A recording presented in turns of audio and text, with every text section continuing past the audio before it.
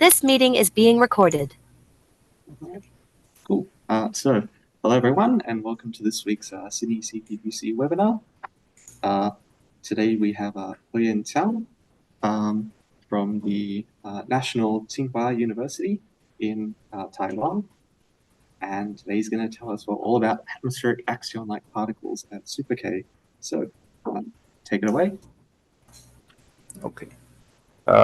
Yeah, first of all, thanks Adam for the introduction, and also thank Michael for the invitation. I'm happy to be, very happy to give a talk in Sydney CPPC, even digitally. So yeah, my name is Tseng from National Tsinghua University. So I would like to talk about this atmospherical axion-like particle at the Super-Kamiokande. So this is following this published work, collaborate with Kim and Zhang and Ruilin Guo and Simon Wang. Okay. So basically in this topic, we would like to explore some novel scenario to probe the muonphilic axion-like particle they produce from the top of the atmosphere, and they propagate through the thickness of the atmosphere, and using the Super-Kamiokande detector to detect their signal. Okay. And probably this part of the content is too short, so I worry it may not cover the entire 1 hour seminar. So if at the end we still have time, I can also talk about the second topic, also relevant to the axion-like particle. Okay. So yeah, let me start from the QCD axion. So we all know that it's a very good motivation to solving the strong CP problem. However, if we jump out from this framework, we may consider this axion-like particle such that we have a more degree of freedom to tune in the parameter, and therefore its mass is no longer linear proportional to the coupling to other standard model particle. And then this axion-like particle still can be a good diameter candidate, and this coupling to the standard model particle, we have a freedom to choose whether or not it coupled to particular photon or lepton quark or the gauge bosons. And talking about axion-photon coupling, I think many people working on this special interaction. So I show this very busy plot quoted from Karen's GitHub. So we can see people are trying to put as many as constraints as possible to constrain these particular interactions. So CAST is through this axion-photon conversion property, and they're also showing this astrophysical and the cosmological constraint. Okay. But there's still some area the axion can breathe in this area. If we zoom in, we can see that the large coupling region already being excluded by some collider experiment, the Bell 2 lab and the LHC. For smaller coupling region, yeah, it rely on the Bindang experiment, because Bindang can produce the high luminosity axion particle, and at the same time, their production point and the detector point, they have a certain decay length to match the lifetime of the particle with this coupling range. Okay. And the lower part, assuming only the axion-muon coupling, and such that only Baba can put the robust constraint in this parameter region. So among these two plots, I also showing the reference blue shaded region, which rely on which provide a solution for the current muon G-2 anomaly. Okay. So they are assuming they are requiring both photon and the muon coupling to be non-zero in order to explain the muon G-2. And if we look at this Baba constraint, is focused on the action particle heavier than twice of the muon mass. So they can rely on this E plus, E minus go to mu plus, mu minus. And then the muon just radiate action particle. Okay. Then this following action particle decays to the dimuon channels. So they are looking for the 4-muon final state. Okay. So that determine the right vertical edge on this orange region. Okay. And furthermore, we can still put this supernova 1987 explosion rate to constrain the smaller mass parameter region. The main reason is that the muon can be stable inside the neutron star due to this Fermi degeneracy energy. And therefore, during the explosion event, those muons can still produce a lot of the action particle during the explosion event. And this action can carry away large portion of energy. That's how they set a constraint in this parameter region. But you may ask whether or not they are able to constrain other void parameter space. For example, today I would like to focus on the area under this question mark, whether there is any scenario or observation we able to set a constraint in this region where the action mass is lighter than twice of the muon mass.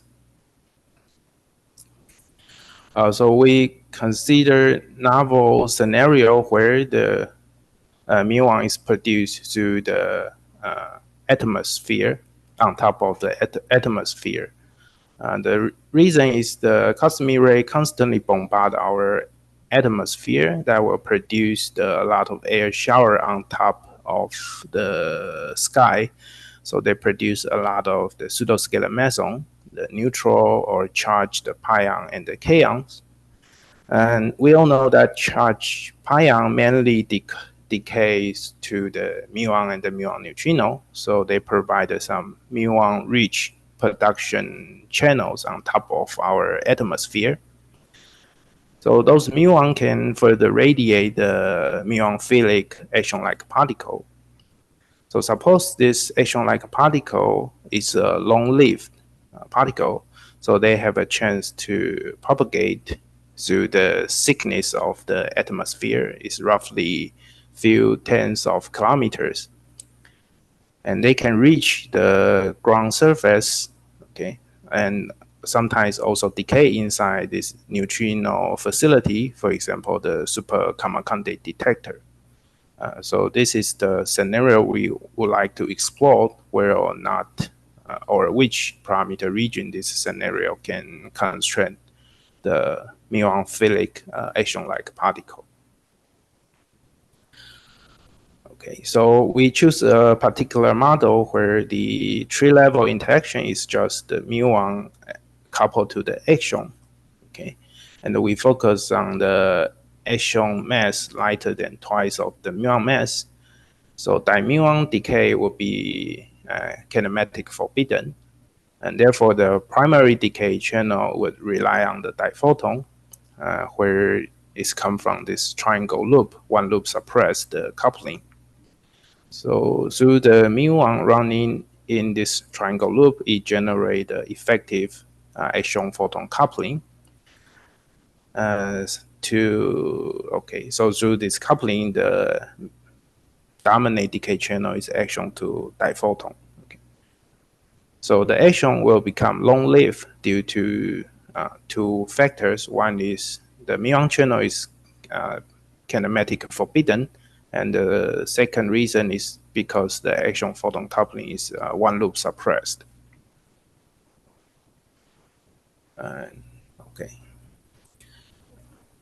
Okay, and talking about the production side, so this mainly produced from the charged pion decay, then the muon radiate axion-like particle through the axion-muon coupling. And then this axion mass should be less than 33 MeV, which is the mass difference between the pion and the muon. So the axion is produced on top of the atmosphere, then it need to propagate. We need to propagate its flux down to the Earth's surface. So we are using this numerical code called the MCEQ package to take into account the propagations. Okay. So this package also can encounter the this pseudo-scalar meson production rate on top of the atmosphere. So basically, the two coupling dictate the two different property. So axion-muon coupling dictate the production rate, and while the effective axion-photon coupling determine the decay length of the axion particle. Okay. On the other word, you can say this is just the intrinsic lifetime or decay length of the axion particle. And on the detection side, yeah, we consider Super-K detector. So once we obtain this axion flux on the Earth's surface, which is depend on the sinus angle because it's not isotropic. Okay. Then multiply with the effective cross section this of the Super-K detector, which is also depend on the incoming angle of the axion particle. As you can see, because the detector is a cylindrical shape detector, and then multiply the exposure time and the efficiency, then we can obtain the event rate inside the Super-K detector. Okay, and for the signature, we considering the axion can decay inside the Super-K detector through the diphoton decay. Therefore, it produced two the Cherenkov rings as our signature inside the Super-K detector. And however, there is other Tseng model background produce a similar signature. For example, the neutral pion decay into two photon. That also give you a two Cherenkov ring. And on the other hand, the neutrino-induced electron-like event will give us some multiple Cherenkov rings. So all of this will become a contamination of our signal. So here we just require, so the standard model background already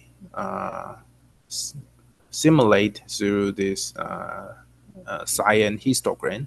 Okay.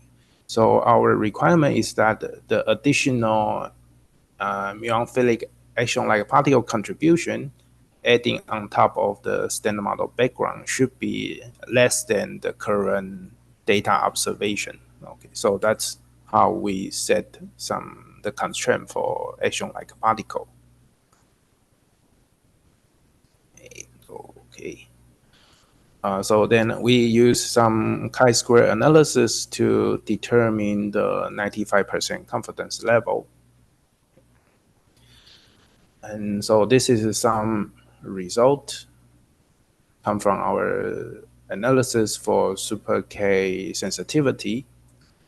For example, in the left-hand plot, first we assuming this axion-muon coupling and the axion intrinsic decay length are independent parameters. So, and in such scenario, the Super-K 90% confidence level is being described by this color solid curve. So three different colors represent the different axion mass. Okay. And as you can see, there is a minima point. For example, for 1 MeV axion, the minima point can reach the axion-muon coupling around 2 × 10⁻⁴, and its intrinsic decay length is about 80 meters. Okay. And then for heavier axion mass, you can see this dip slightly shift to the right. It's mainly because for light axion particle, they have more larger Lorentz boost factor, and therefore they only require very small intrinsic decay lengths, and they still can propagate through the thickness of atmosphere about a few tens of kilometers. On the other hand, for heavier axion-like particle, their Lorentz boost is smaller. Therefore, in order to propagate the same distance, they need to be compensated by the more longer intrinsic decay length. Okay. So that's the reason the dip shift to the right for heavier axion-like particle.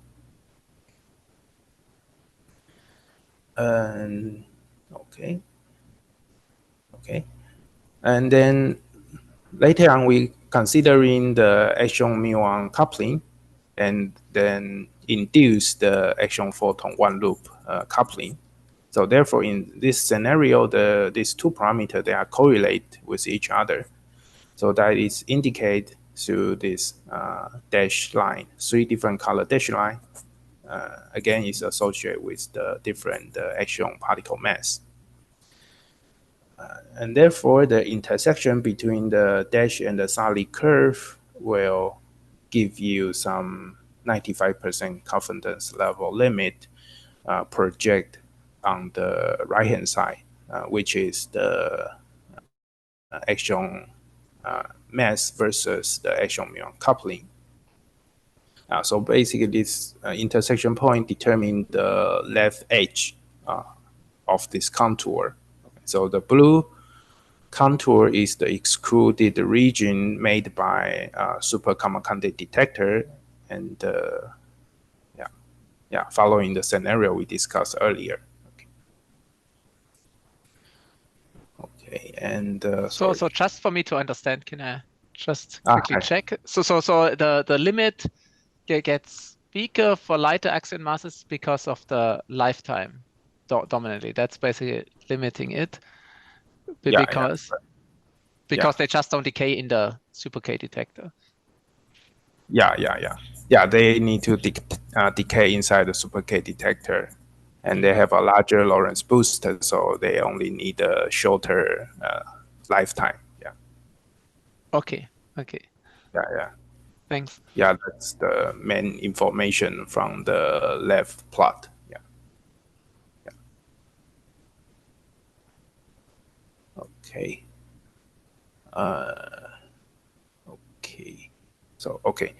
So indeed, based on this scenario, we can exclude the parameter region in between the BABA and the supernova explosion region in between.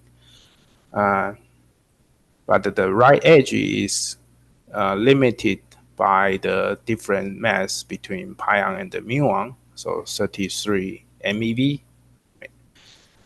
So someone may wonder, we can also, not using the pion decay, but using the charge kaon decay, then you can extend the sensitivity to higher axion mass region, for example. However, I think you can do that and extend the sensitivity to heavier axion mass and fill the gap between BABA and the Super-K. But the charge kaon flux, I think, is one order magnitude smaller than charge pion flux on top of the atmosphere. So you, in general, you will obtain the weaker sensitivity if you consider the charge kaon decay.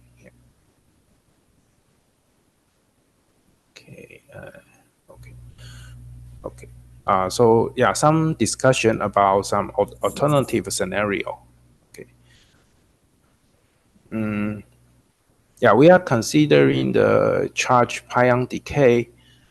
But the charge pion already quite long-lived, so we prefer the charge pion should decay before it reach the Super-K detector. Therefore, its energy cannot be too high. So there's some upper limit for the charge pion energy should be less than 115 GeV. Otherwise, the charge pion will decay after the Super-K detector. So that's not what we want. And so this charged pion will further decay into several particles, so that will split the total energy to few tens of GeV or even less than 10 GeV. So that's the reason we choose the Super-K detector, because it have a good resolution in this sub-GeV or GeV energy range. Okay. And another alternative scenario you may consider, since the axion-like particle coupled to photons through the one-loop diagram, so it may also be produced from the neutral pion. However, the lifetime of neutral pion is too short, or in other words, means its decay rate is too large, so that the axion particle production branching ratio will be suppressed. So that's the disadvantage for the neutral pion production. Yeah. Can I ask a naive question here? So, Sure. so I think you mentioned this, but so you're assuming that this is an exclusive coupling to of ALP to muons, right? There are no electron couplings or nothing else. Right. No, nothing else. Is there a UV complete? I mean, what generates this from some theory? Is there some motivation for this, or is it just a simplified model that you're considering? Yeah, so far just some phenomenology models. Okay. Yeah, we haven't thought about other UV model behind this coupling. Okay. So All right. yeah, it's our assumption. Yeah. Yep. Yeah. Thank you. Thanks. Yeah. Okay. Okay.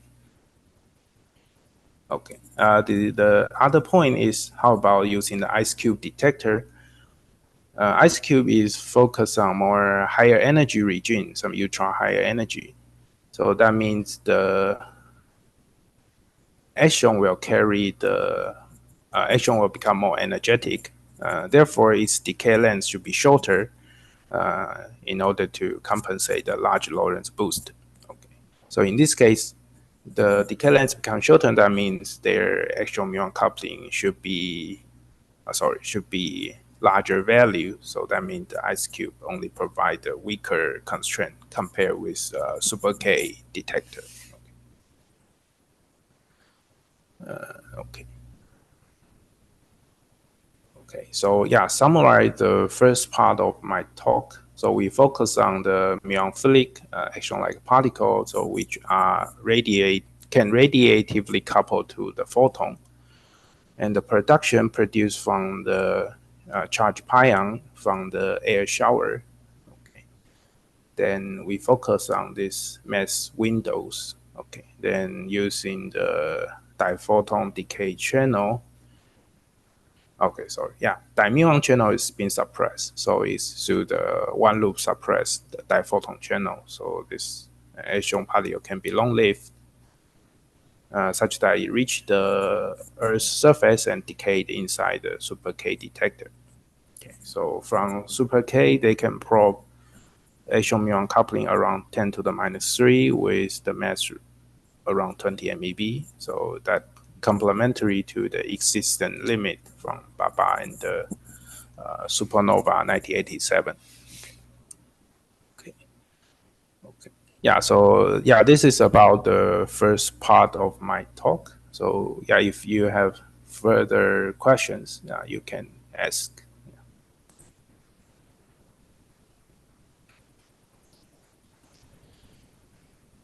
Okay. If not, yeah, I think we still have many times. So I will start the second part of the talk. And okay, so yeah, I would like to discuss some scenario probing the extended structure of axion-like particle. So, but this work is still in progress. Now currently collaborated with Tristan Makuna and Zhou Guanyan. Okay. we are considering how to, we assuming this axion-like particle can form some macroscopic structure like an axion star. And based on this, how should we probe the existence of this axion star inside our galaxy halos? Okay.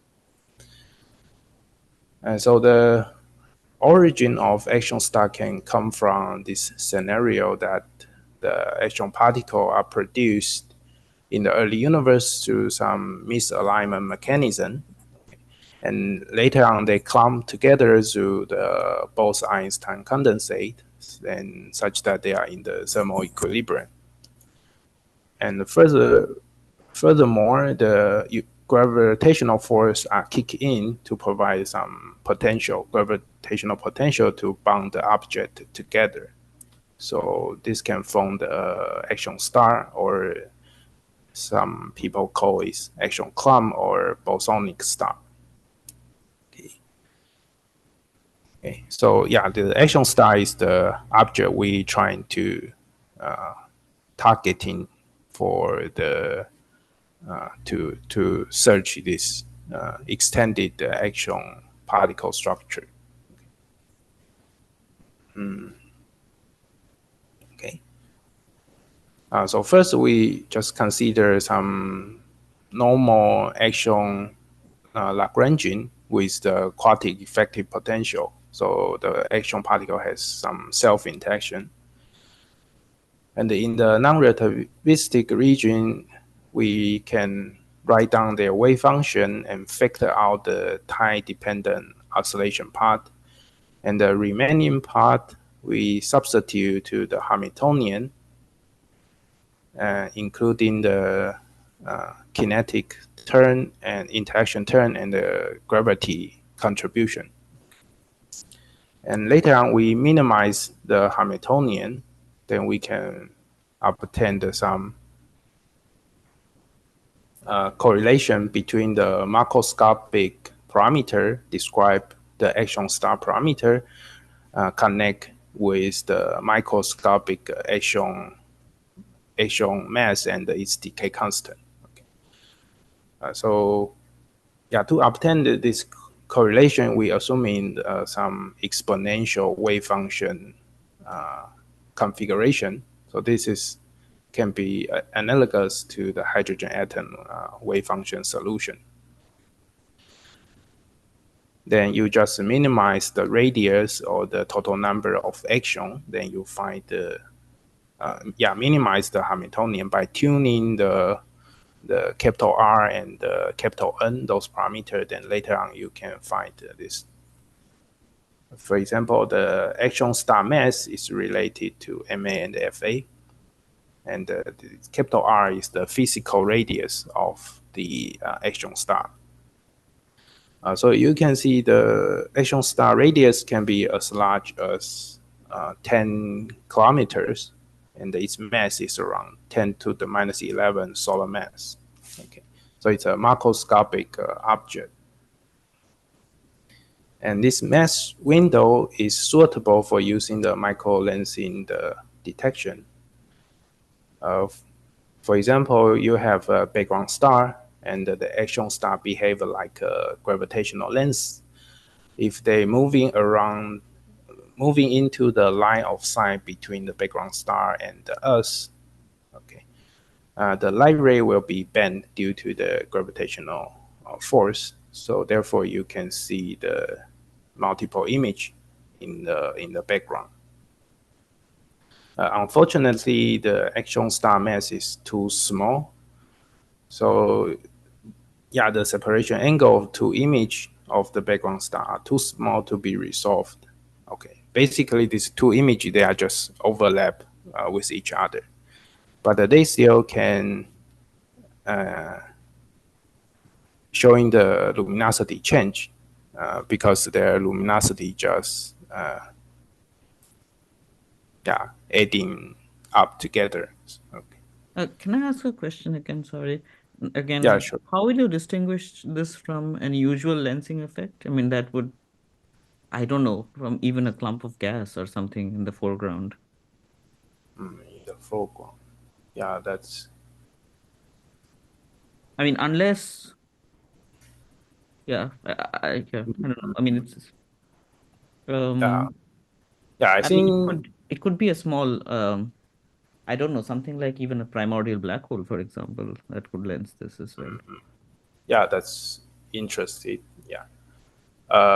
Yeah, one thing we can distinguish is that the action star, they have action photon coupling.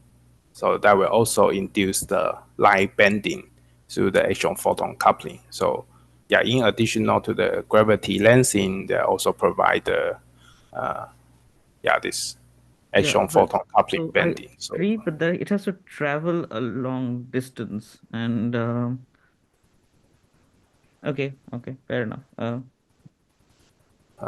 yeah, this is also the main target we want to answer in this work in progress.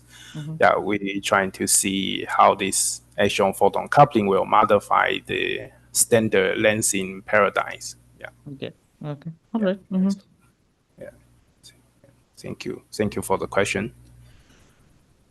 Okay, so yeah, just talking about the gravity lensing. So you can obtain some Einstein angles which related to the mass of the lens and there is some geometric distance.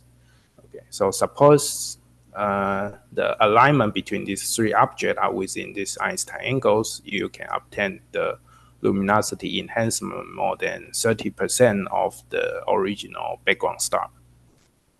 Yeah, okay. So sorry, I have another question, maybe because from your previous slide, and that was about the formation of the axion star itself.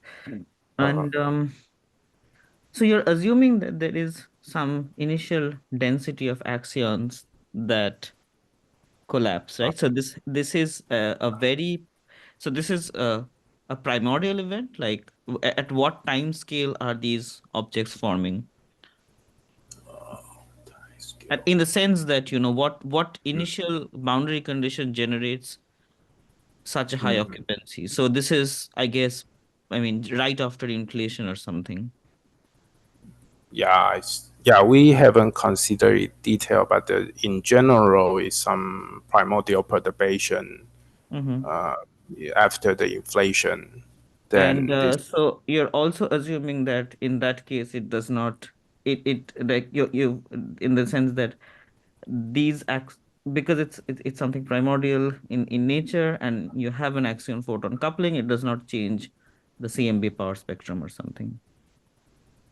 oh, yeah, we didn't consider that part. I see. Okay. Well, no worries. Yep. Those are maybe it's interesting to look at it from. Okay. I Thanks. see. Yep. Yeah, okay. Yeah, I think that's interesting idea. Yeah.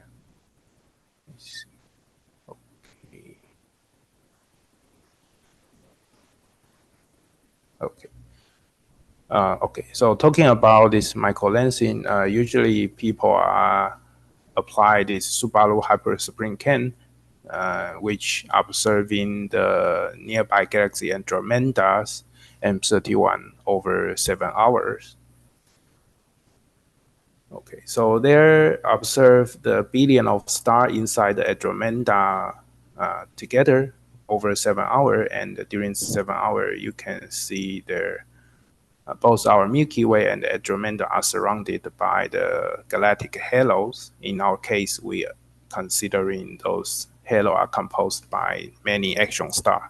So action stars flying around, and during this 7 hours, if any of the stars in M31 are aligned with any of the action stars in between, that will cause in some luminosity blimp signal. Unfortunately, Super K observation result over 7 hours, they only observe a single event with luminosity change. So that set very stringent upper limit for the existing of the action star in our galaxy. Okay. And previously, they are all gravity-induced lensing effect. So here I list the formula for the bending angle induced by the gravity, okay, purely gravity. But the action particle are famous for its action photon coupling, so they even modify the Maxwell equation. So why not we using the axion-photon coupling to bend in the light? Okay, so after some lengthy calculation, then we obtained this deflecting angles is related to the axion-photon coupling quantity, for example, the coupling square. And in the denominator is the wave number. So that means the longer wavelengths, you have a more significant light bending through this axion field background. So inside the integral, the dt is integrate over the line of sight. And for the integrand, which is the gradient in the transverse direction acting on the time derivative of the axion field, axion wave function. Okay. And in our case, the A is represented the axion star density profile. Okay. So this is the formula we obtain. Okay. And we choose the particular profile. So we choose the Gaussian profile for the axion star, look like this. And then substitute to the previous bending equation using the Gaussian profile, then we obtained the bending angle, axion-photon induced bending angle is look like this, some complicated font. Okay. But I think it's more easier to compare with the gravity-induced bending angles. So for example, in gravity, you have a constant value, the unity in front. So that means a point like a length limit. So like a primordial black hole. So we'll go back to the point like a length limit. However, you have some finite size effects. It's come from this exponential function, where in the exponent, the WE represented the physical radius of the length versus the Einstein radius. So for example, if you consider point-like limit, then the physical radius just shrink to smaller value, so will be much less than the Einstein radius. Therefore, the WE will become large, much larger than 1. Then this exponential term will disappear. Okay, then you will go back to the point-like limit. Okay. On the other hand, for axion-photon induced bending angle, you can see there is no point-like limit. It always includes this finite size effect. So the exponential term is always there. And therefore, you can expect in order to dominate the axion-photon lensing, in order to dominate the gravity lensing, you must consider some finite size axion density distribution. Okay, yeah, so that's the roughly idea. But later on, we were trying to choose a particular parameter where the axion-photon coupling lensing is dominate the gravity lensing. Okay. Another feature is this wave number is in the denominator, so longer wavelength observation is more suitable for the axion-photon lensing. Okay, so yeah, previous equation look complicated, but we need to consider in the lens equation, which tell us some magnification or time delay between the two images. Simple example, if you consider point-like lens, you go back to this very simple polynomial equation. So U is the position of the background star, and the T represented the image position. So therefore, usually in general, you need to solve the value for T. Okay, so this is for point-like lens equation. So suppose you considering the Gaussian profile, the more realistic case, the Gaussian profile I choose here.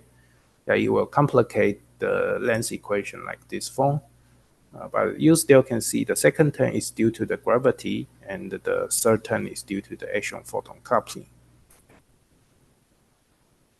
Okay. And yeah, this is another just writing the formula length equation again, but just parameterize the coefficient. So we want to choose the length in turn can compete with the gravitational turn. So therefore, the only thing is, in order to achieve that, the coefficient A multiply the WE square should be larger than order 1. So here the A is related to the axion-photon coupling square and some physical radius of the axion star. But anyway, all these coefficients are related to the axion coupling and its decay constant through this formula. So we would like to find the axion parameter space which can achieve the certain is compete with the gravity lensing. Okay.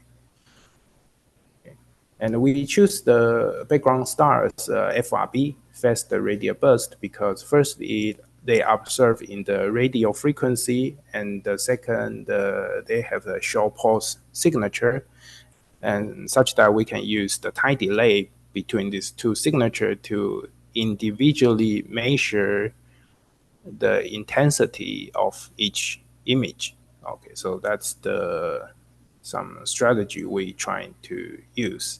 Hi, sorry, is there any questions? Okay, no, okay. Okay. So two criteria we need to satisfy to select our signal. So first is the magnification ratio between two images should be less than 5. The second criteria is the time difference between two images should be longer than the microsecond. So using this criteria, we can determine some effective cross-section of the lens. So that means if the light ray passing through this cross-section, they will induce two images which satisfy these two criteria. Okay. Then once we obtain the cross-section, we can integrate out along the line of sight and obtain the optical depths. Okay.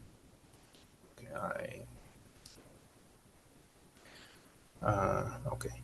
Yeah. This plot is showing the QCD axion case. So in QCD axion, there exists the correlation between MA and FA. Therefore, they predict those coefficients. They are all go back to the point-like case. That means for QCD axion, the sensitivity for axion star and its abundance is independent of axion-photon coupling. And however, if we release this criteria, that means the decay constant and the axion mass, they are independent parameters. You have a degree freedom to tune the parameters such that this WEA and the axion star mass can optimize the axion-photon lensing. Okay, so that's indicated by this overlap the region. So left plot is assuming putting the lens at a ratio around 0.5, and we put the FRB at a ratio of 0.5. Okay. And the right panel is we locate the lens at 10 to the minus 5. That means within our galaxy halo. Okay. Then indeed this star associated with 10 to the minus 15 electron volt axion particle. So indeed, if we plot the optical depth versus the axion particle mass, you can see there is an enhancement from the axion-photon coupling around the 10 to the minus 14 eV axion particle. So indeed, it enhances the lensing effect. Okay. So left plot is for the action star around the 10.1 solar mass. The right panel is 0.01 solar mass. However, you can see this plateaued region, which is independent of the axion photon coupling. Okay, so that is clearly this parameter space is dominated by gravity lensing effect. Okay, and this peak structure part is due to the axion photon lensing. However, in between, you can see there is competing between these two lensing effect causing some destructive interference. Okay. And in the right panel, you just lower the axion star mass. Then, of course, you can reduce the gravity lensing plateau, and so it just become smaller. But you still can see this axion photon induced lensing effect. However, in order to see this lensing, you require very large axion photon coupling around 10 to the minus 5. So this already been excluded by the CAST experiment, I think. Yeah, so yeah, talking about sensitivity, suppose we have 10,000 FRB observation, then that will set the horizontal limit around the optical depth around 10 to the minus 4.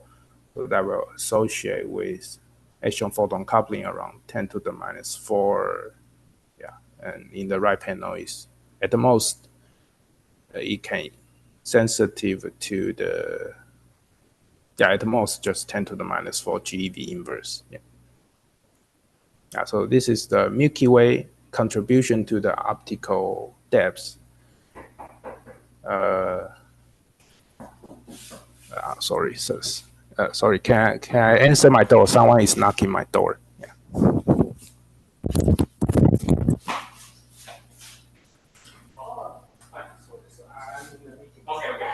Just say hi.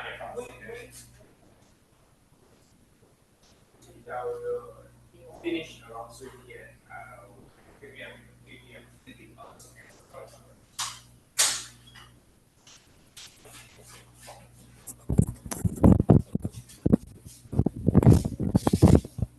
I'm sorry. Yeah, sorry. Okay. Yeah, the right panel is considering the extragalactic contribution to the optical depth. Okay. So in this case, you can see the gravity lensing effect is quite significant. So in order to dominate the gravity lensing, we need to choose extremely large axion photon coupling around 10 to the minus 2. Okay. So yeah, so the Milky Way contribution is the axion photon lensing is more easy to dominate. Okay, and okay, I will summarize the second part. Yeah, we consider axion stars diameter candidate. Yeah, and we included the axion photon coupling and the density profile into the lens equation. Then we adopt the FRB as our source. The advantage is one is measuring observed using the radio frequency, and the second, it has a property of the short pulse signature. Then we are able to use the time delay to separate the two individual image. Okay. So for axion mass lighter than 10 to the minus 13 eV, the axion photon coupling can dominate over the gravity in the micro-lensing effect. Okay. Yeah. Thank you for your attention. Yeah. Thank you very much, Nguyen, for a very nice talk. Do we have questions?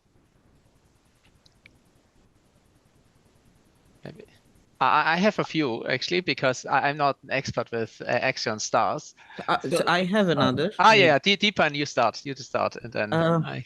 So presumably you need, for any of this to, for you to be able to make any statement, you will need a statistical, ensemble, in the sense of you need sufficient number of axion stars to make a claim about whether a particular, event or a particular lensing pattern or something is or is not an axion star.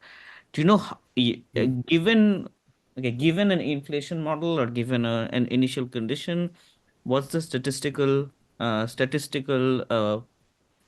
sample of such axion stars in a given patch of sky or something? I see.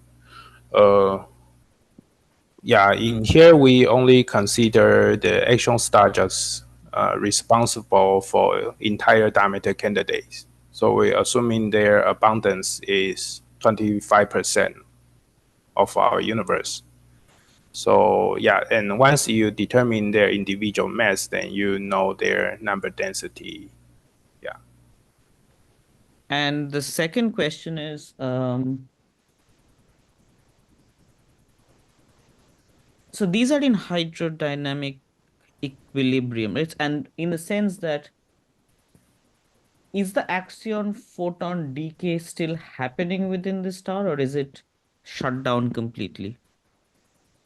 Yeah, I think it still can decay, but I think we estimate that their lifetime can be longer than the age of universe because the action is extremely So light. So in that case, I guess, from the point of view of dark matter, if this is something that's equivalent to a primordial black hole or something, just from an astrophysical point of view, not from dynamics point of view. okay. You mean they also radiate a photon?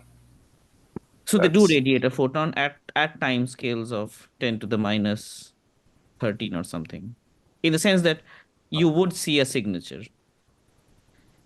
in early universe. In early, okay. So you mean some modified CMB Yeah, something spectrum? of that kind. Okay, I guess I asked you this question, so yeah, okay. I'll stop. Sorry. No, okay. Yeah, I think it's interesting. Yeah.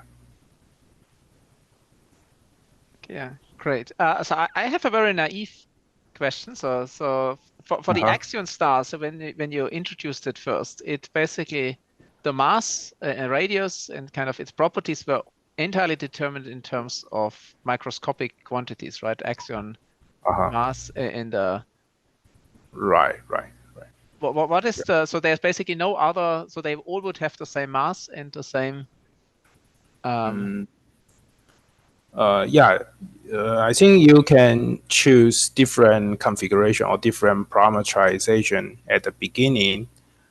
Then you, for example, this is exponential profile. And later on, we also try this Gaussian profile. So it depends on the profile on some additional assumptions. Is that right? Okay. I think this coefficient will slightly depend on the profile assumptions. But I think from our experience, I think the coefficient is still the similar order, at the same order. Yeah. So it's not so sensitive. Okay, that's interesting. That the other question which I had was regarding the finite size effect. So you basically said for the axion you don't for the axion star you don't have that finite size effect, but for gravity, so for the axion star it can only be it's only there for if you have a finite size. But for gravity it's not. So there you have that point like you also have an effect if it's just point like. Is there a simple explanation for that? There is. For example, gravity is 1/r dependence.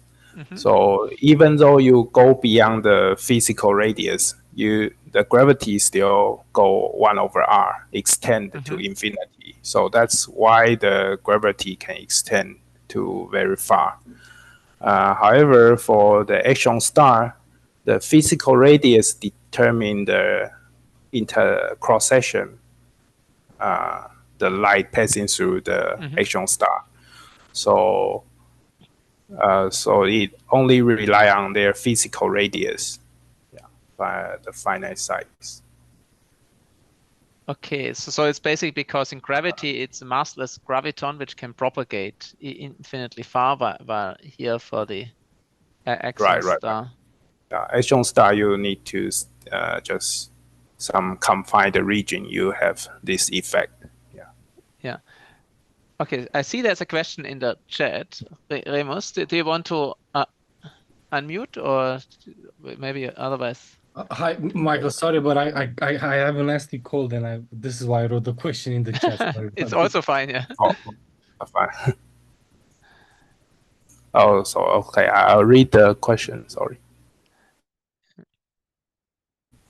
I have a question. Might be I might miss it. When do action start form, and in real they still run? It might miss it. Okay. Yeah, I think that's similar to Deepan's question, that the action compose the action star, indeed they still will decay to diphoton, but the only things that their lifetime still can be as long as the edge of the universe, so they still can survive until present universe. Yeah. Thank you. Okay, thank you. I have one more question on the limits on GA gamma gamma, so the axion photon coupling. So if I look at Kieran's plots, so of course he only shows it for larger axion masses starting at 10 to the minus 12, but there the limits went down to 10 to minus 12 inverse GeV. But while here you typically need larger axion photon couplings. Right, you mean this region? Yeah, but okay, so I don't see the limits which apply to that region. That I don't know, but the okay. If I so you mean the sensitivity? Yeah. So the question is, what's the largest axion photon coupling you can have for those very light axion masses? Oh, very light, largest. Yeah. Yeah, maybe largest. You still need to satisfy this horizontal dash line. That horizontal dashed line. Okay. Is assuming we have a 10,000 FRB observation, multiply the optical depths, give us the event observer lensing event number. So if you require the lensing event is consistent with 0, then your coupling cannot exceed maybe 10 to the minus 4 GeV inverse. Okay. So that's the limit you would get from this search from those FRVs. Right. Yeah. For lighter action star, maybe the constraint is slightly stronger. They already exclude this 10 to the minus 4 GeV coupling. Yeah. I mean, they will slightly depend on the action star mass. Yeah. Okay, good. No, that's good. Any more questions? We already had quite a few also during the talk. I don't see any, so let's thank Po-Yan again for a very interesting talk on axions. Thank you. Yeah, so thank you very much.